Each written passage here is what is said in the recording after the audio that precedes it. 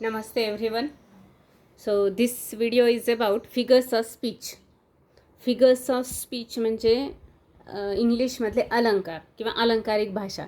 यामध्ये पोयममध्ये कोणकोणत्या पद्धतीचे फिगरेटिव्ह लँग्वेज किंवा अलंकारिक भाषा वापरली जाते त्यासाठी त्याला जे आहे ते इंग्लिशमध्ये फिगर्स ऑफ स्पीच म्हणतात. Figurative language is used for intense effect, म्हणजे त्याचा जास्तीत जास्त इफेक्टिव्ह पोएटिक इफेक्ट येण्यासाठी त्याची इफेक्टची इंटेन्सिटी वाढवण्यासाठी आपल्याला फिगरेटिव्ह लँग्वेजचा उपयोग करता येतो. आणि जे पोएट असतात तर ते फिगरेटिव्ह लँग्वेजचा उपयोग करतात. जसं मराठीमध्ये आहे अपन्नुती अलंकार, अन्योक्ती अलंकार, यमक वगैरे. तर या पद्धतीने इंग्लिशमध्ये पण आहे, पण आपण कंपॅरेटिव्ह या ठिकाणी बघणार नाही आहेत. या ठिकाणी आपण फक्त इंग्लिशमध्ये बघायचं आहे.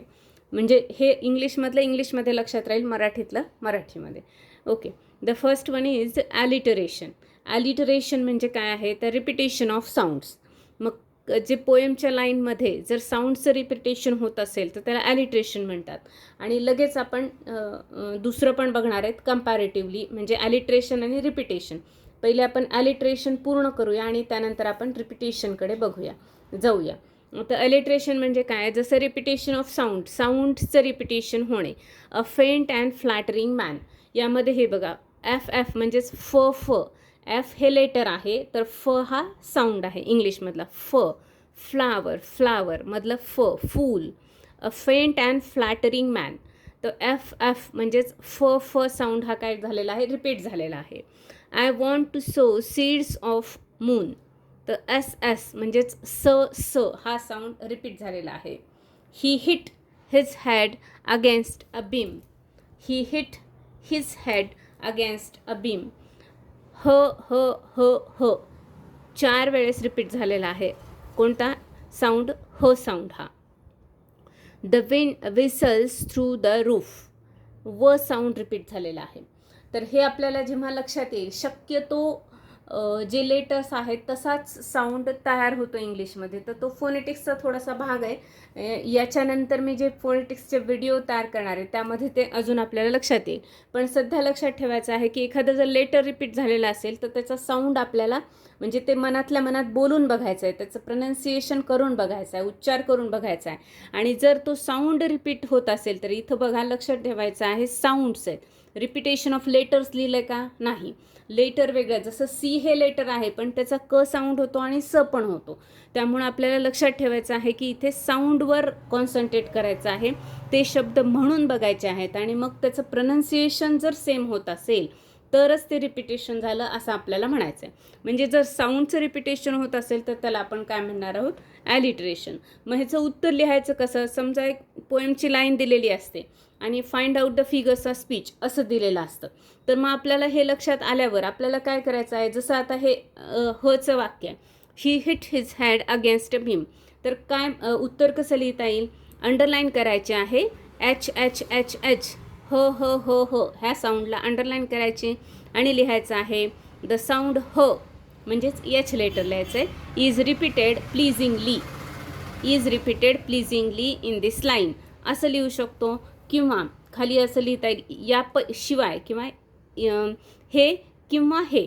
द साऊंड व is repeated for poetic effect. इथं व रिपीट झालं ना इथं, तर द साऊंड व is repeated for poetic effect.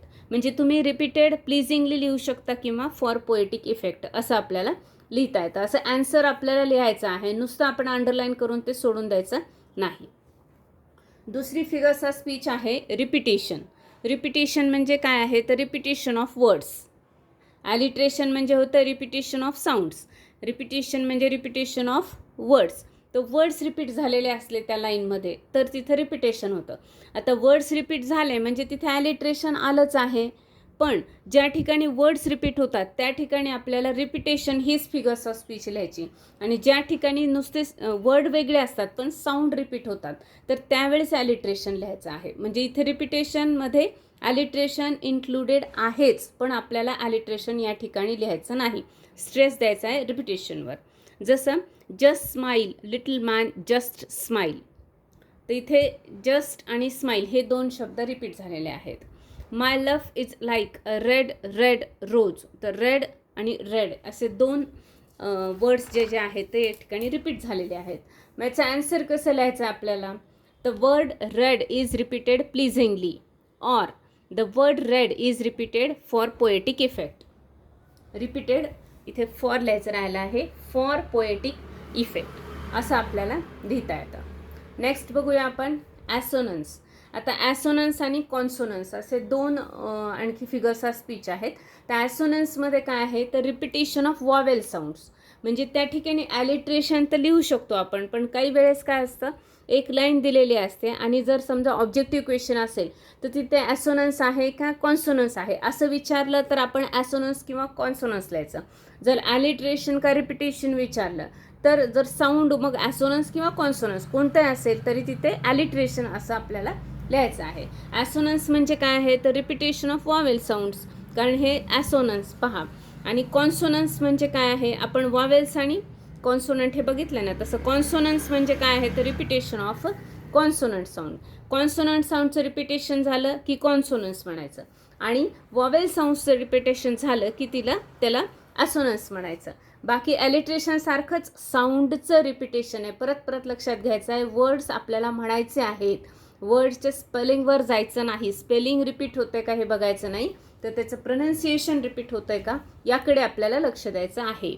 जसं पहा, echo and echo dies to the moon started a green linnet out of the croft. आता या ठिकाणी ही एक ना लॉर्ड टेनिसन यांची मिनी अँड विनी ही 7th स्टँडर्डला स्टेट बोर्डला एक पोएम आहे, तर त्यातले हे लाईन्स मी घेतलेले आहेत या ठिकाणी एक्झाम्पल म्हणून.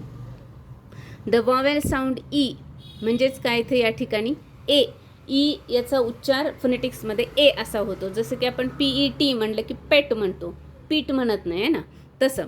तर इथं the vowel sound A is repeated here pleasingly. इथं लेटर ई आहे पण त्याचं प्रोनाऊन्सिएशन ए असं होतं ते फोनेटिक्समध्ये. तर इथं आपल्याला लक्षात आलं की आपण हे इकडे जायचंच नाही आहे की कशाचा उच्चार, फक्त ह्या दोन्ही वर्डचा उच्चार बघायचा आहे आपल्याला. एको एको असा होतो. मग जर याचा उच्चार तसा होत असेल आणि हा सेम होतो आहे आणि परत ई हे काय आहे वॉवेल असा साऊंड, वॉवेल हे लेटर पण व्हॉवेल्स आहेत आणि त्याचं प्रोनाऊन्सिएशन पण व्हॉवेलसारखंच होतं आहे. काही लेटर्स हे व्हॉवेल आहेत पण त्याचं प्रोनाऊन्सिएशन व्हॉवेलसारखं होत नाही. तर ते आपण नंतर आर्टिकल्समध्ये जे आहे ते पाहिलेलं आहे, तिकडे थोडंसं परत एकदा तो व्हिडिओ बघा, म्हणजे व्हॉवेल साऊंड्स त्याचं प्रोनाऊन्सिएशन, कॉन्सोनंट साऊंड्स आणि त्याचं प्रोनाऊन्सिएशन हे आपल्याला लक्षात येईल. तर नियर बाय वर्ड्समध्ये त्याचं रिपिटेशन झालं असेल तर त्याला ॲसोनन्स म्हणतो आपण. इथं बघा, आउट ऑफ द क्रॉफ्ट, अ अ अ म्हणजे ओ असं लेटर आहे पण उच्चार त्याचा अ असा होतो, अ किंवा ऑ असा होतो. तर याचं जे रिपिटेशन झालेलं आहे ते या ठिकाणी याला आपण ॲसोनन्स असं म्हणतो. त्यानंतर आहे कॉन्सोनन्स. आता कॉन्सोनन्स म्हणजे काय आहे तर रिपिटेशन ऑफ कॉन्सोनंट साऊंड. कॉन्सोनंट्स माहिती आहेत आपल्याला, तर कॉन्सोनंट साऊंडचं रिपिटेशन जर झालं, जसं का आता इथे आहे how many seconds in a minute 60 for sun and shower. इथे पण आणि इथे दोन्ही लाईनमध्ये क्रिस्टिना रोझेटी यांचे टाईम नावाची एक पोयम आहे, ही पण 7th स्टँडर्डला स्टेट बोर्डला आहे, त्यातनं ह्या लाईन्स मी घेतलेल्या आहेत. द कॉन्सोनंट साऊंड स is repeated here for poetic effect किंवा फॉर रिपीटेड प्लीझिंगली असं आपण याचा आन्सर लिहू शकतो. 4 आपण बघितले, याच्यामध्ये ॲलिट्रेशन, रिपिटेशन, ॲसोनन्स आणि कॉन्सोनन्स. ॲलिट्रेशन म्हणजे काय, साऊंडचं रिपिटेशन. ॲसोनन्स कॉन्सोनंट्स म्हणजे वॉवेल आणि कॉन्सोनंट्सचं रिपिटेशन, आणि रिपिटेशन म्हणजे वर्ड्सचं रिपिटेशन. ठीक आहे. आता बघूया आपण simile. Simile, 2 things are compared by using words like or as. इथे कंपॅरिझन आहे, पण कंपॅरिझन कशामध्ये केलेली आहे, कशाच्या सोबत केलेली आहे, कशाच्या हेल्पनी केलेली आहे. तर लाईक आणि ॲज हे 2 वर्ड्स यूज केले जातात. Or, like or as. The camel is like the ship of the desert. सारखे. ॲज लाईक ॲज, जसं की as bold as strong as, या पद्धतीने. जर ॲज आणि लाईक पैकी हे 2 पैकी एक शब्द वापरला गेलेला असेल आणि कंपॅरिझन असेल तर त्या ठिकाणी सिमिली हे फिगर्स ऑफ स्पीच आपल्याला लिहिता येतं. I was wandering like a cloud. Comparison कोणामध्ये आहे, आय आणि क्लाउड. कशाने केलेलं आहे, लाईकने. They are pretty like you, you आणि दे. कॅमेल आणि शिप यामध्ये कंपॅरिझन झालेलं आहे. आणि कंपॅरिझन कशाच्या साह्याने केलं आहे तर लाईक किंवा ॲजने. उत्तर कसं लिहायचं याचं? उत्तर लिहिताना the camel and the ship these two words are compared by using the word like.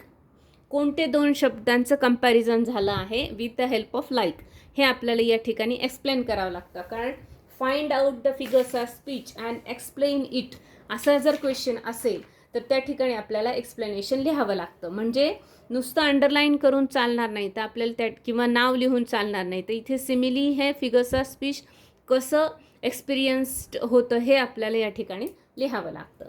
Next पाहायचं आहे आपल्याला मेटॅफोर. मेटॅफोरमध्ये काय आहे पहा. One thing acts as another, two things are same. Metaphor आणि सिमिली सेमच आहे. म्हणजे इथे पण कंपॅरिझन आहे, इथे पण कंपॅरिझन आहे. पर इथे इम्प्लिसिट कंपॅरिझन असतं. म्हणजे हे म्हणजे हेच असं सांगितलेलं असतं. जसं the camel is like the ship of the dessert म्हणलं, लाईक म्हणलं की सिमिली झालं. पण the camel is the ship of the dessert, camel हे शिपच आहे, शिपसारखं नाही आहे. तर शिप हेच शिप्स आहे असं म्हणलं तर ते मेटॅफर झालं. म्हणजे एखादी गोष्ट जी आहे ते दोन्ही गोष्टी सेम आहेत असं कन्सिडरेशन जर आलं तर त्या ठिकाणी आपल्याला मेटॅफर हे फिगर्स ऑफ स्पीच लिहायचं आहे. जसं ponds mosaic of mud and weed. म्हणजे पॉन्ड्सचं मोझाईक जे झालेलं आहे ते कशाने केलेलं आहे? मड आणि वीडनी तयार झालेलं ते डिझाईन आहे असं या ठिकाणी म्हणायचं आहे. तर हे सिमिली आणि मेटॅफर आपल्याला लक्षात ठेवायचं. परत आपल्याला या ठिकाणी एक्सप्लेनेशन द्यायचं आहे त्याचं. The camel and the ship these two different things are treated as one. Camel हेच शिप आहे असं म्हणलेलं आहे. कॅमल हे शिपसारखं आहे असं म्हणलेलं नाही. सारखं म्हणलं की सिमिली आलं, म्हणजे ॲज लाईक वर्ड आले की सिमिली. पण कंपॅरिझन डायरेक्ट असेल आणि हे म्हणजे हेच असं असेल तर त्या ठिकाणी मेटॅफर हे फिगर्स ऑफ स्पीच होतं. नंतर आहे personification. Personification treating things as if they are human. Human qualities traits applied to non living things. म्हणजे ज्या नॉन लिव्हिंग थिंग्स असतात, ज्या ह्युमन नाही आहेत, तर त्यांच्यासाठी ह्युमन क्वालिटीज किंवा ट्रेट्स त्याला ॲप्लाय केलेले असतात किंवा त्या थिंग्सला असं कन्सिडर केलेलं असतं की ते जसं काही ह्युमन आहेत. For example stars dance in the sky. आता डान्स कोण करतं? ह्युमन्स करतात. तर स्टार काही डान्स करत नाही पण असं कन्सिडर केलेलं आहे. Anxiety is sitting on his face. तर अँझायटी ही अशी एक कुठली वस्तू नाही की जी बसू शकते, ह्युमन बिईंग नाही आहे की त्यांना बसता येईल. तर पण ती सिटिंग ऑन हिज फेस असं कन्सिडर केलेलं आहे. Mountain is a father of river. Mountain हा रिव्हरचं फादर आहे असं नसतं. The valley plays hide and seek. आता हाईड अँड सीक चिल्ड्रन किंवा ह्युमन बिईंग खेळतात, पण इथं व्हॅली खेळते आहे असं कन्सिडर केलेलं आहे, असं ट्रीट केलेलं आहे. म्हणजेच काय, ह्युमन क्वालिटीज ज्या आहेत त्या ॲप्लाय केलेल्या आहेत नॉन लिव्हिंग थिंग्सला. Trees laugh and river cries. Trees हसतात आणि रिव्हर काय करतात? रडतात. तर असं होत नाही. म्हणजेच हे जे कन्सिडरेशन आहे अशा वेळेस याला पर्सॉनिफिकेशन म्हणायचं आहे. आणि हे लक्षात ठेवायचं, इतकं छान आहे हा शब्द पर्सन. यावरनं लक्षात ठेवायचं की पर्सॉनिफिकेशन म्हणजे पर्सनच्या ज्या क्वालिटीज आहेत त्या अप्लाय केलेल्या आहेत. तर हे फक्त लक्षात ठेवण्यासाठी एक ट्रिक म्हणून सांगितलेलं आहे. लिहिताना असं लिहायचं आहे ॲन्सर त्याचं किंवा explanation. The valley is non living thing but it is treated as human. The valley is non living thing and it is treated as human and it is considered that it plays hide and sick. असं आपल्याला लिहिता येईल त्याचं explanation. त्यानंतर आहे हायपरबोल. हायपरबोल. आता हायपरवरूनच ते लक्षात ठेवायचं आहे. हायपर म्हणजे काय? करणे कोणती गोष्टी, नाही का? हायपर ॲक्टिव्ह असतात मुलं म्हणतं, तर ते अति चंचल असं, म्हणजे अति जास्त एखादी गोष्ट जास्त प्रमाणात असणे त्याला आपण हायपरबोल म्हणतो. तसं एक्झॅगरेटेड स्टेटमेंट्स असतात. अतिशयोक्ती मराठीमध्ये त्याला म्हणतो अलंकार. हा एक्झॅगरेटेड स्टेटमेंट्स असतात. शी वेप्ट ओशन्स ऑफ टियर्स. ती इतकी रडली की त्याचा टियर्सचा एक ओशन समुद्र तयार झाला. Out of the eyes of 100 flowers. 100 फ्लावरच्या आईजने ती बघत होती किंवा तो बघत होता. That the blood ran down to his toes. इतकं ब्लड वाहिलं की ते त्याच्या टोजपर्यंत आलं. I was full after eating the mile high ice cream cone. म्हणजे मी किती आईस्क्रीम खाल्ला आहे तर माईल हाय म्हणजे उंच किती आहे त्या आईस्क्रीम कोन, तर 1 मैल उंच असा आईस्क्रीम कोन खाल्ल्यावर माझं पोट भरलं, आय वॉज फुल, पोट भरलं होतं असं म्हणणं. म्हणजे इथे सगळीकडे अतिशयोक्ती आहे, एक्झॅगरेटेड स्टेटमेंट्स केलेले आहेत, त्याला हायपरबोल असं म्हटलं जातं. Exaggeration in seen in the words ocean of tears, या पद्धतीने आपण याचं एक्सप्लेनेशन लिहायचं आहे. She wept oceans of tears, the exaggeration is seen in the words ocean of tears. Exaggeration is seen in the mile high ice cream cone, in the words the mile high ice cream cone, in inverted comma मध्ये ते लिहायचं आहे. या पद्धतीने आपण ते explain करू शकतो. आणखी काही फिगर्सचा स्पीच आपण बघूया. हा एक शब्द आहे पहा, याचं जे प्रोनाउन्सिएशन आहे ते मुद्दाम मी इथं लिहिले आहे, ऑनोमॅटोपोपिया असं म्हणतात, ऑनोमॅटोपिया. तर आ हे सायलेंट थोडंसं शॉर्ट करायचं आहे, ऑनमॅटोपिया, ऑनमॅटोपिया या पद्धतीने त्याचं प्रोनाउन्सिएशन करायचं आहे. Wien the words express or denote sounds, बऱ्याच वेळेस जसं की मराठीमध्ये नाही का किलबिल, टणटण, घंटेची घणघण असे शब्द असतात, तसे इंग्लिशमध्ये जर असतील तर त्याला आपण हे फिगर्सचा स्पीच ऑनमॅटोपिया असं म्हणू शकतो. And the hush hush of washing machine, the rustling sounds, the rustling of leaves, सळसळ, पानांची सळसळ असं म्हणतो मराठीत. The thunder roared and lightning crashed, the twittering of birds, चिवचिवाट, clip clop go the horses hoops, नाही का आपण घोड्याच्या टापाची टपटप असं म्हणतो, किंवा टापांचा आवाज जो असतो तर तो जो येतो तो टपटप असा आवाज येतो. तर ह्या पद्धतीने जिथे की साऊंड एक्सप्रेस झालेले आहेत, वर्ड्स एक्सप्रेस झाले आहेत जे की साऊंड दाखवतात, त्याला आपण ऑनमॅटोपिया असं म्हणू शकतो. The word rustling shows or expresses sound, या पद्धतीने आपण त्याचं एक्सप्लेनेशन लिहायचं आहे. The word hush hush expresses the sound of washing machine. The word twittering expresses the sound of birds, असं त्याचं एक्सप्लेनेशन आपल्याला लिहायचं आहे. नेक्स्ट बघूया आपण इन्व्हर्जन. इन्व्हर्जन यावरूनच लक्षात येतं आपल्याला, the normal order of the words is reversed. जी नॉर्मल ऑर्डर कोणती आहे, जशी की S plus V, subject plus verb अशी नॉर्मल ऑर्डर असते, तर ती थोडी बदललेली असते. जसं द गर्ल ब्युटिफुल म्हणताना आपण खरं तर कसं म्हणायला पाहिजे, द ब्युटिफुल गर्ल असं म्हणायला पाहिजे. म्हणजे रेग्युलर प्रोजमध्ये आपण असं बोलतो सेंटेन्समध्ये, पण पोएट्रीमध्ये थोडंसं ते काव्यात्मक असल्यामुळे या ठिकाणी वर्ड ऑर्डर जी आहे ती बदललेली असते. त्याला एक प्रकारचा रिदम येण्यासाठी मराठीत त्याला गेयता असं म्हणतो आपण. Shouts the policeman calls the captain, म्हणजे आता इथं असं पाहिजे आहे, the policeman shouts and the captain calls, आहे की नाही. सब्जेक्ट द पोलिसमॅन आहे आणि शाउट्स हे वर्ब आहे, पण तसं आलेलं नाही आहे, ही रिव्हर्स झालेली आहे ऑर्डर, त्याला इन्व्हर्जन म्हणतात. Sed the kangaroo I am ready, the kangaroo said I am ready असं पाहिजे, तर ती वर्ड ऑर्डर रिव्हर्स झालेली आहे. The normal word order is रिव्हर्स्ड in this line, या पद्धतीने त्याचं एक्सप्लेनेशन लिहायचं आहे.